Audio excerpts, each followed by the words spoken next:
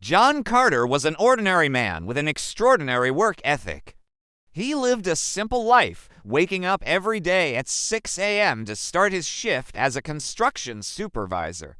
He worked long hours under the blazing sun, managing workers, solving problems, and earning every penny with sweat and determination. All of it was for one reason: to build a future for himself and the woman he loved, his wife, Lily. They had been married for 6 years. At first, their life was beautiful, filled with laughter, late-night talks, and dreams of owning a house and raising a family.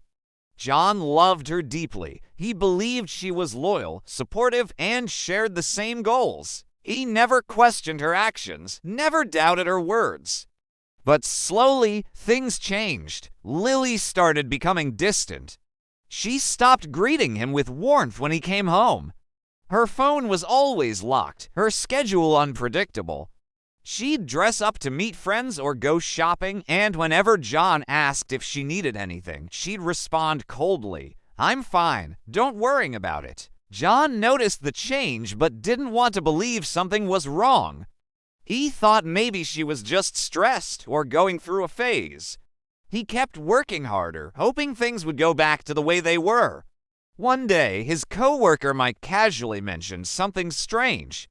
"Hey, John, I think I saw Lily in town yesterday with some guy. They looked close." I didn't want to say anything, but John forced a laugh, probably her cousin. She has a lot of relatives visiting lately, but that night, he couldn't sleep. A seed of doubt had been planted. He began paying attention. Every Tuesday and Thursday, Lily would disappear for hours, saying she was going to the spa or visiting her friend Jessica. She'd wear perfume, do her makeup, and leave with a glow that John hadn't seen in months. Then came the day everything changed. It was a Thursday. John pretended there was a gas leak at work and left early. At 3:10 p.m., he pulled into the driveway. A sleek black car was already parked there, one he didn't recognize. His heart started pounding. He got out of his truck and approached the house slowly. The curtains were partly drawn, but through the gap he saw movement, 2 silhouettes. Close together, laughing, his fingers trembled as he took out his phone and began recording. The front door was unlocked. He stepped inside quietly, his boots making no sound on the carpeted floor. Soft music floated from the living room, slow, romantic jazz, and then he saw them. Lily was sitting on the lap of a tall man with slicked back hair and a smug smile. She was wearing a silk robe, her arms wrapped around him. They were laughing, kissing, completely unaware of John's presence.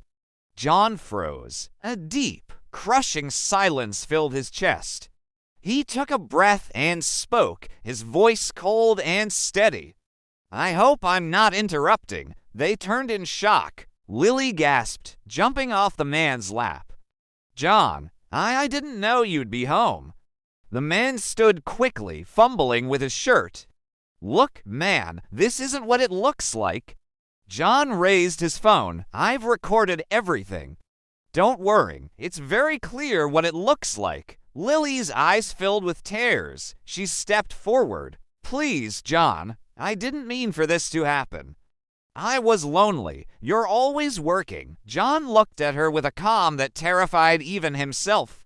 "I worked for us, for you, so we could have a future. And you gave our future to a stranger." The man tried to leave.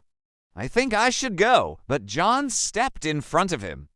"No, you're not going anywhere." He called the police. When the officers arrived, John handed them the video and explained the situation. The man's name was Alex Reynolds, and it turned out he had a record. Prior complaints of harassment and even a restraining order from another woman in another state. Lily and Alex were both taken in for questioning. John pressed charges for trespassing and emotional abuse. His lawyer told him the case was strong, especially with video evidence. The betrayal made headlines in their quiet suburban neighborhood. Some neighbors pitied him, others avoided eye contact. Lily's friends stopped calling. John, however, stayed quiet. He filed for divorce, sold the house, and moved to a small apartment near the coast. Weeks turned into months. The pain didn't disappear, but it changed. What was once heartbreak became clarity. What was once love became a memory. One morning, John stood by his window, looking out at the sunrise. A job offer had come in, a new role in a new city. A fresh start. He took a deep breath and smiled. He had lost his wife, but found something far more important, himself. Sometimes the greatest betrayal leads to the greatest awakening, and John was finally free.